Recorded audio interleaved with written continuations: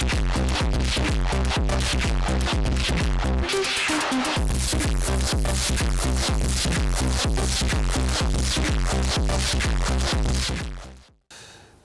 foreign policy is influenced by its position as a leading nation and as a significant donor of humanitarian aid.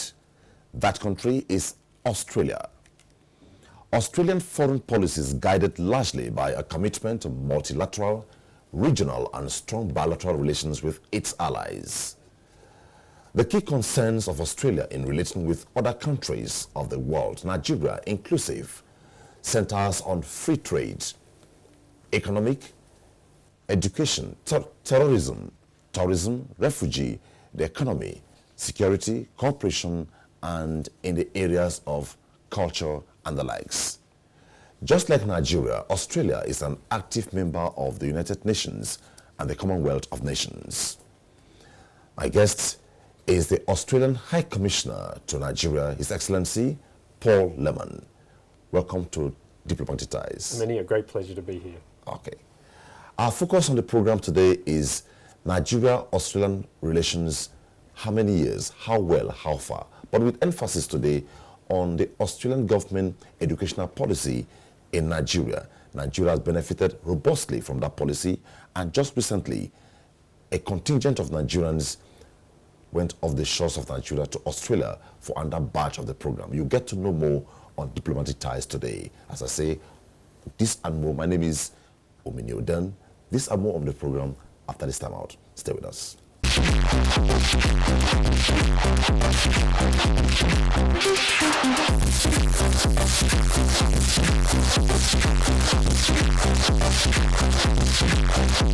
So, how well, how far, Nigeria-Australian relations? Oh, many thanks for the question. Australia and Nigeria, we go back a long way. In fact, we've had diplomatic representation here since 1960, and ever since then we've had very close people-to-people links, institutional links, economic links, but above all links at the political level in various international forums, as you mentioned, the United Nations, the Commonwealth of Nations, that are very extensive, more extensive than you might think. For two countries that are so geographically separate, there is a surprising amount of commonality of interest, commonality of values and aspirations. And there are many examples over the years of Australia and Nigeria working together on important issues. Okay, let me talk about commonality in values. E.g.? Well, for example, Nigerians demonstrated most recently in 2015 how much they value democracy. Of course, this is something that Australians hold very dear, and we joined with many other nations in expressing our delight at the success of the electoral process last year. So that's just to take one example. Human rights is another, where we are very vocal on the international scene and look to other countries like Nigeria who are also wanting to make sure that their citizens and the citizens of the region and the continent are able to share with those human rights. But also on the domain of trade and investment. I'll get to that. I will like to come back to that as well. Okay. Okay, quickly. Somewhere in 2015, the Nigerian government and the Australian government went to MOUs, bilateral ties, and signed a couple of MOUs. I think a delegation led by the president of Nigeria went to Australia and did all that. So where are we with that now? Have we progressed after then? I think you're referring to the CHOGM meeting, which was held in Australia in Perth. I think it was in 2011. Yes, beyond that, there was another visit by Nigeria's president, the last regime. That's right. Yeah, and given the fact that governance is a continuum, exactly. We expect that if the MOUs are entered into, even after administration lapse, it outlives that administration. That's right. So we hope and believe by now the MOUs would have gone a step further from where it was. Where are we with it? Well, the relations between our two countries continue to develop and go from strength to strength. And since those MOUs came into being, we've seen a number of important milestones, if you like, and some of the opportunities and potential that have been identified are starting to become reality. For example, in September this year, we had a visit by the Minister for Mines Mr. Fahmy, who came to Australia to talk to Australian mining companies about what more Australia and Nigeria could do to successfully and sustainably exploit the mineral resources of this country. So we've seen steps forward since that agreement was reached, but we're hoping to continue those steps to turn that into reality and to deepen those links, whether it be institutionally or people to people or in trade and investment. Okay, you have this policy for Africa, an educational policy, which I know Nigeria has benefited, I use the word robustly, over the years. What informed that policy? We in Australia have long supported programs which seek to develop the potential of the youth in our partner countries. So what we see it as fundamentally as an investment in the future of the country concerned, but also an investment in the future of the bilateral relationship between Australia and, in this case, Nigeria. So for us, it is a win-win, or we hope for both countries. Not a win-lose. Exactly. So everybody benefits. Nigeria benefits, Australia benefits, because we have Nigerians who have had exposure to Australia. They've had the benefit of what we think is some of the world's best educational opportunities, and they're able to bring back what they learn and apply that in their fields here in Nigeria. And so for us, we see it as a very tangible way that we can contribute to developing this country by developing its massive human potential. Okay, so the educational program, I know recently, call it 2-3 months now, a contingent of Nigerians went off to Australia and there was a ceremony. Yes. I'm concerned about that policy. What informed it? How did it come about? Well, it's part of the program that I mentioned. We call it the Australia Awards Program. It's an Africa-wide program, but in Nigeria over the last 5 or 6 years there's been about 250 recipients, some of them short course awards, some of them fellowship awards, some of them at master's level, in a variety of fields, but focusing on public policy, agricultural productivity and development, mining, health and education. So some of those key areas where Australia has particular expertise, where we think that we can share that and that the individuals and Nigeria can benefit. Within the profile of Australia, sets its diplomatic content or priority is centered. One of it is free trade. But we have heard so much about free trade in Nigeria, and all we see is China. We don't see Australia. Is Australia available at all?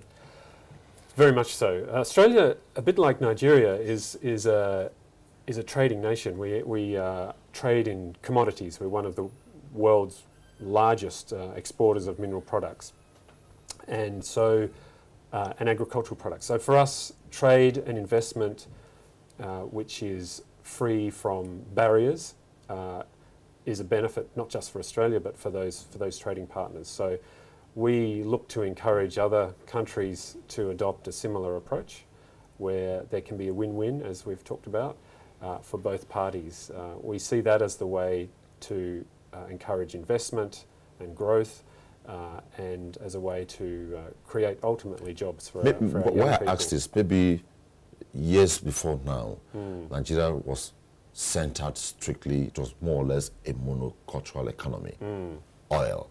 Yes. Now the emphasis is diversification, and one of the areas is solid minerals.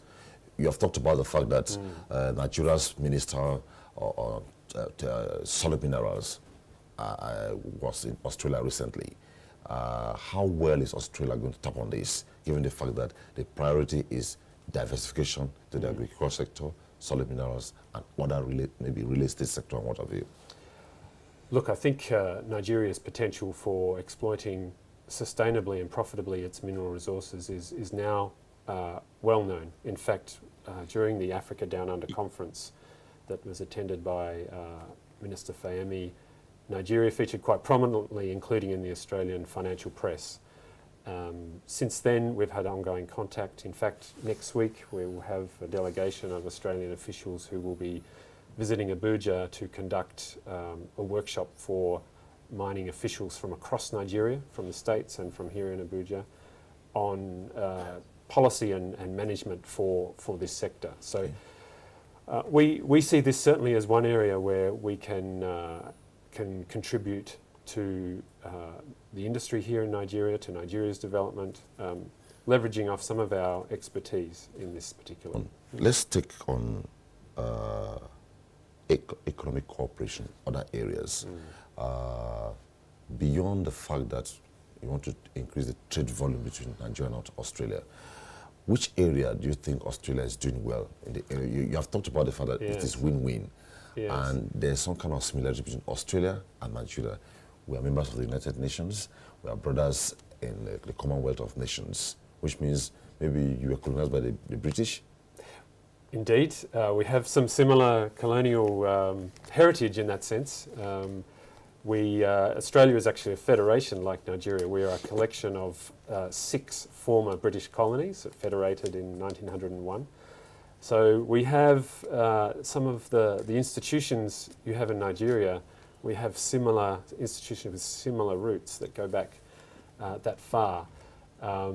We have on the economic front, Australia, your viewers may be interested to know, is tell them. The 13th or 14th largest economy in the world now, even though we may be only the 60th largest country by population. So we have come a long way, and part of that is about encouraging open trade and investment, looking at how we can make our economy an export-focused economy, and looking at where we have strengths that we can leverage off. And one of those is in education. We talked about the scholarships earlier, but your viewers may also be interested to know that Australia is actually the country that attracts the 3rd highest number of international students anywhere in the world. So, including more recently a quadrupling of the number of Nigerian students who are choosing to attend university in Australia. Outside the scholarship program? Absolutely. Okay. So these are people who may choose to go to university in Europe or somewhere else in the world. They're now looking at further afield. We have world-class universities that attract, as I mentioned, the 3rd highest number of international students anywhere in the world. So we're looking at ways that we can make the most of that and share that excellent product as far and wide as we can. Okay, when you were posted to Nigeria, what was your first impression? Well, Nigeria was always a country that I was looking at the corner of my eye for many years before I was successful in being posted here. So it was a very deliberate choice, and for the reason that it's a country that fascinates me because of the trajectory that it's on, the fact that Nigeria has a big future no matter which way you look at it, even if it's just demographically.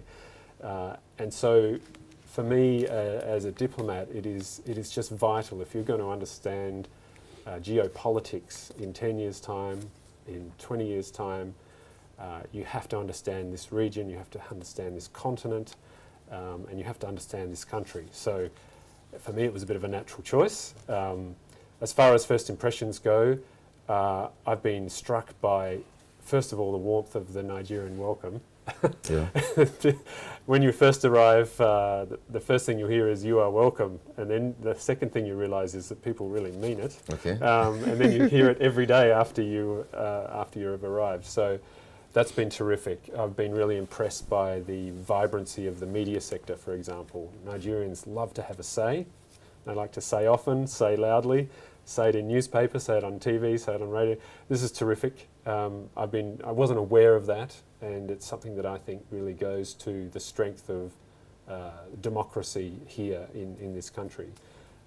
So, those things have really impressed me, and in very positive ways. Okay.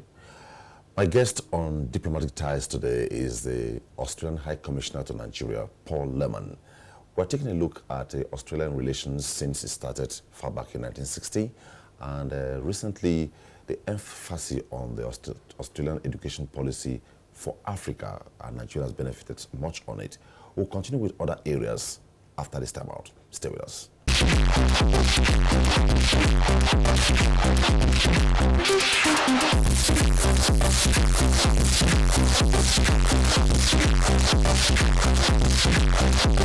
talked about the media, comparatively Australia, Nigeria, in terms of freedom of the media. What's your assessment? Look, my impression is Is it gagged over there? Because Nigeria, it doesn't appear to be gagged. I'm sorry, could you say that one again?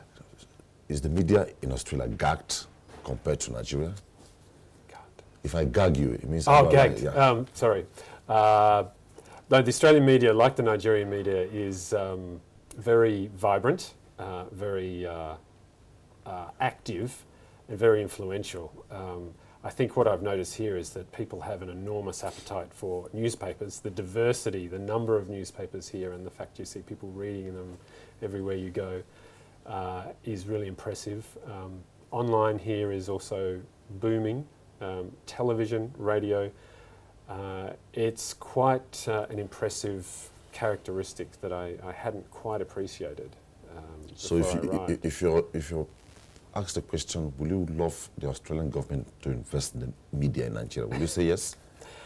I don't think it's for the Australian government per se. Since it's robust and vibrant. Well, I'm trying to be transactional here. Yes, I know. Look, I think the Australian government's position about foreign media is always to let the country concerned look after their own affairs in that regard. But we certainly admire and appreciate and congratulate countries like Nigeria who have managed to have such a successful media sector. With all its ups and downs, I mean, I don't think anyone would say that in any country we have perfect media that get it right every time. But that's all part of it. Okay. Nigeria is a federation, same for Australia. That's right. Australia practices a federal structure. Yours and Nigeria, how does it look? This is why... Are they similar? Yes. In fact, not many people may know, but back in 1960, Nigeria and Australia had almost, as far as I can tell, an identical political federal structure, right down to a House of Representatives and a Senate, states. I think you even had premiers for a while. Yes. And so coming here, it's very familiar. And some of the arguments that I hear about financial debates or discussions or disputes between state governments and the federal governments, this has come straight out of the Australian experience. We have the same thing. Okay. So, you know, federal systems are terrific because they can bring about sort of creative tension, if you like, Okay. where there's incentives for different parts of the country to do better. But it has to be managed carefully, and there are always traps that can be fallen into. So certainly for us, federation is just a core part of who we are, and I think that's the same here. Okay. One thing common in this present government is that they are open to investors from outside Nigeria, and are you working towards this?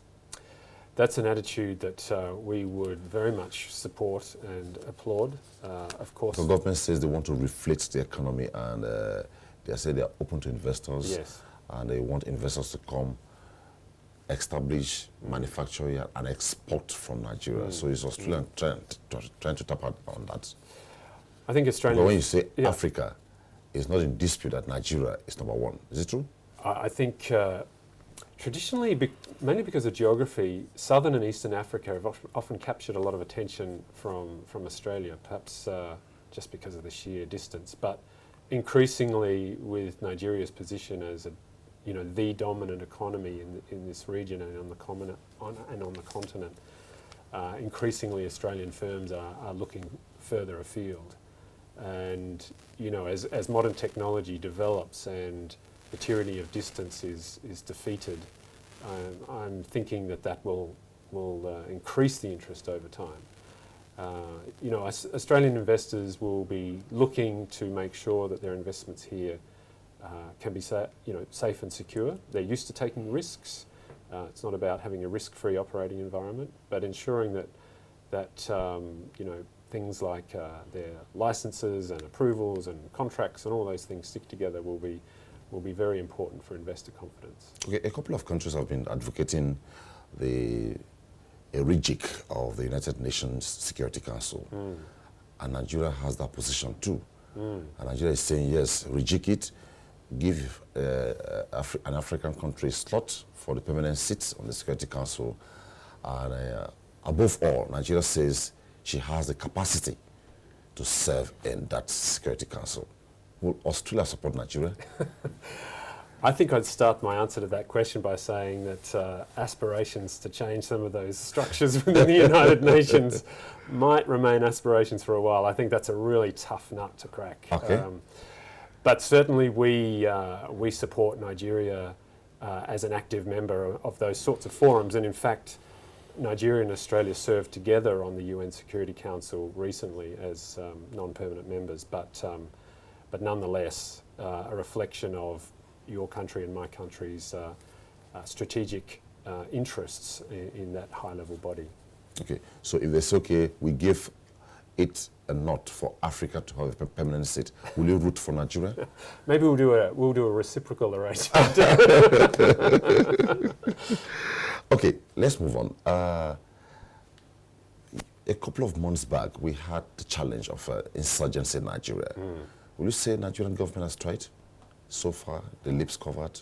Look, I think it's well recognised now that the Nigerian government has made great strides in pushing back some of the territorial coverage of the Boko Haram insurgency, which is a positive thing, but I think we are a long way from being out of the woods. Unfortunately, there are remnants that are still capable of causing great harm, above all to local populations who continue to suffer, including those people who have been displaced internally. So while we recognise that progress has been made, we do also realise that we can't say that our efforts can stop or that the government's efforts can stop. There's still more work to be done. Okay. The kidnapped girls, the Chibok girls, we have been to see a ray of hope. What comments do you have on that? You know, this is one case which has excited interest from across the globe, including in Australia. There's whenever there's good news about the Chibok girls, it resonates very strongly at home in my country. It is the saddest of sad stories, and it's very hard to even find the right language to describe the tragedy involved and to express our deep horror at the experience that these girls have suffered, and they should never have been taken in the first place, and they should be released immediately. And so we stand very, very strongly and firmly with Nigeria and with the entire international community, I think I can say, in calling for their immediate release. Okay. You will agree with me that a US election is a world election, is it true? I think it's undeniable that what happens in United States politics because of affects the entire world, right? It does. So what are your comments with the recent developments in the US? The Australian Prime Minister has already telephoned Mr. Trump to offer his congratulations to the new administration. He's also phoned Mrs. Clinton to congratulate her on a very hard-fought campaign. Look, there's no doubt that the United States is a country of enormous influence on the global scene. Australia enjoys very, very strong relationships with the United States over many, many decades. It's our second largest trading partner, our largest source of foreign direct investment. So we have obviously a strong interest in continuing our good relations, but above all, we have supreme confidence that will continue. Okay. In fact, the relationship between the United States and Australia transcends politics. It is much deeper. Before we go, you met Nigeria-Australian relations somewhere, and you desire to take it somewhere before you leave, because you will not be in this mission for a very, very long time. It's a tenured assignment, right? So where will you want to leave it? I would like to, my job and my aim here is to make sure that Australians know more about Nigeria and Nigerians know more about Australia. It's all about enriching the fabric of our bilateral relationship, which is already stronger and deeper than most people realise. So that's my goal, and I'm happy to be here to work with my Nigerian friends to bring that about.